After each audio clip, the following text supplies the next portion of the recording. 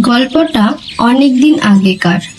গল্পটা পশ্চিমবঙ্গের এক ঘন জঙ্গলের। এই জঙ্গলটাকে লোকে সুন্দরবন নামে জানে। জঙ্গলে সব ধরনের পশু পাখি থাকতো। আর এই জঙ্গলে ভোলা নামে একটি হাতি থাকতো তার পরিবারের সাথে। ভোলা হাতি সত্যিই খুব ভোলা ছিল। ও ছোট বড় পশু পাখি সবার সাথে অনেক ভালোবেসে কথা বলতো আর সবাইকে খুব সাহায্য করত। কেউ কখনো ভোলাকে রাগ করতে দেখেনি, কারণ জঙ্গলের সব পশু পাখি ভোলাকে খুব ভালোবাসতো। এমনই এক দিনের ঘটনা। ভোলার স্ত্রী তার ছেলে হাতিকে জন্ম দিয়েছিল। ভোলা ছেলেকে দেখে খুব খুশিও হয়েছিল। জঙ্গলের সমস্ত পশু পাখি ভোলাকে অভিনন্দন জানাতে এসেছিল বাবা হওয়ার জন্য। গাধা বলল, হাতি ভাই, তোমার ছেলে তো দেখতে শুনতে একদম তোমার মতো হয়েছে। আরে গাধা ভাই, আমারই যখন ছেলে, আমার মতো হবে নাকি তোমার মতো হবে? হাতির এই কথা শুনে সবাই হাসতে শুরু করলো। সবাইকে হাসতে দেখে গাধাও একটু লজ্জা পেয়ে গেল। বাদর বলল, আরে গাধা ভাই, তুমি তো সত্যিই পিওর গাধা, তাই তো তুমি গাধার মতো কথা বলছো। হরিণ বলল, আরে গাধা মহারাজ, কিছু বলার আগে ভেবে চিন্তে তো কিছু বলো, যে কোথায় কি বলতে হয়। গাধা সব পশু পাখিদের কথা শুনে জোরে জোরে ঘেকু ঘেকু করে কাঁদতে শুরু করলো। ভোলা হাতি বলল, আরে তোমরা এ কি করলে? মজা করতে করতে গাধা ভাইকে কান্না করিয়ে ছাড়লে। এ তো খুব খারাপ কথা। কারো মনে ব্যথা দিয়ে কথা বলা উচিত না। গাধা ভাই, সবার হয়ে আমি তোমার কাছে ক্ষমা চাইছি। তুমি এবার কান্না থামাও। হাতির ক্ষমা চাওয়াতে গাধা চুপ হয়ে যায়। এরপর হাতিকে অভিনন্দন জানিয়ে সবাই ওখান থেকে চলে যায়। এই জঙ্গলে ভেটু নামে এক নেকড়ে থাকতো। সে খুবই বদমাশ ও দুষ্টু প্রকৃতির ছিল। ও জঙ্গলের কোনো পশু পাখিকে ভয় পেত না। ও নিজেকে জঙ্গলের ডন বলতো এবং জঙ্গলের অনেকগুলো নেকড়েকে নিয়ে একটা দল বানিয়েছিল। নেকড়ে বলল,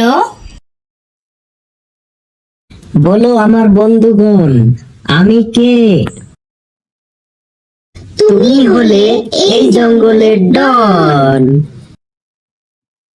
এমনিতে তো এই জঙ্গলে রাজা ছিল সিংহ, কিন্তু কেউ সিংহকে ভয় পেত না। সবাই ভয় পেত ওই নেকড়ের দলকে।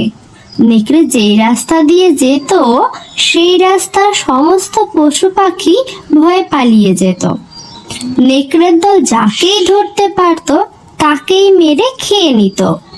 আসলে জঙ্গলের রাজা সিংহ হলেও কি হবে, সিংহ নিজেও নেকড়ের দলকে ভয় পেত।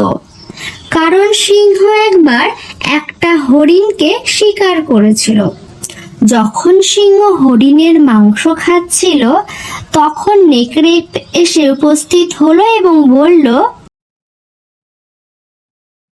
সিংহ মহারাজ, শিকার তো আপনি করেছেন, তবে একে তো আমিই খাবো। সিংহ নেকড়ের কথা শুনে রেগে গিয়ে বলল, এই নেকড়ে, তোর সাহস কি করে হয় এই ধরনের ঘাটিয়া কথা বলার? যা, এখান থেকে চুপচাপ চলে যা, না হলে এমন একটা থাপ্পড় মারবো না যে এখানে লাশে পড়ে থাকবে। ওরে বুড়ো সিংহ, চুপ কর তুই। জানিস আমি কে? আমি হলাম এই জঙ্গলের ডন। তখন নেকড়ে জোরে জোরে সিটি মারল এবং তখনই নেকড়ের দল সেখানে এসে উপস্থিত হলো। ওহে আমার বন্ধুগণ, তোমরা তোমাদের নিজেদের শক্তি দেখাও এবং সিংহের শিকারকে কেড়ে নিয়ে চলো আমরা খেয়ে নিই। তখন নেকড়ের দল বসের আদেশ শুনে সিংহের শিকারকে খেতে শুরু করলো।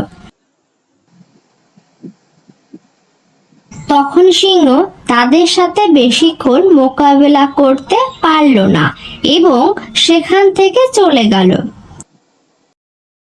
তারপর থেকে সিংহ বুঝতে পারল নেকড়ের দলের সাথে তার একা পেরে ওঠা সম্ভব না।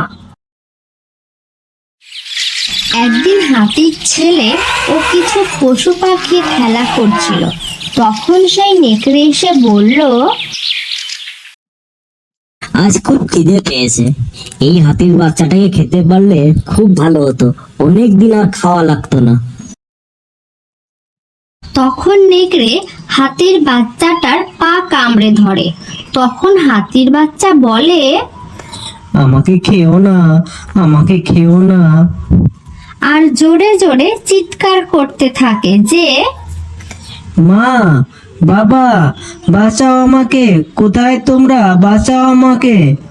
এবং হাতির বাচ্চাটা তার সুর দিয়ে নেকড়েকে আছাড় মারে মাটিতে ও দৌড়ে সেখান থেকে চলে যায়। হাতির বাচ্চাটি তার মা ও বাবাকে গিয়ে সবকিছু খুলে বলে। এই কথা শুনে ভোলা হাতি খুব রেগে যায় এবং নেকড়েকে মারার জন্য সে ছুটতে ছুটতে নেকড়ের কাছে যায় এবং তার সুর দিয়ে নেকড়েকে মারতে থাকে। বাঁচাও, বাঁচাও আমার বন্ধুরা, তোমরা কোথায়, আমাকে বাঁচাও, তোমরা কোথায় গেলে? সবাই মিলে মারো হাতিকে, নাহলে হাতি আমাদের সবাইকে মেরে ফেলবে।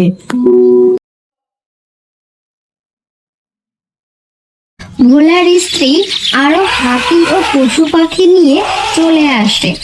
সব পশু পাখি মিলে সেই নেকড়ের দলকে মেরে ফেলে। এরপর থেকে সেই জঙ্গলে খুশির বন্যা বইতে থাকে এবং সবাই আনন্দে বসবাস করতে থাকে। আমাদের এই ভিডিওটি যদি ভালো লাগে তাহলে আমাদের চ্যানেলটি সাবস্ক্রাইব করে রাখবেন ও অল নোটিফিকেশন অন করে রাখবেন আমাদের ভিডিওটি সবার আগে দেখার জন্য।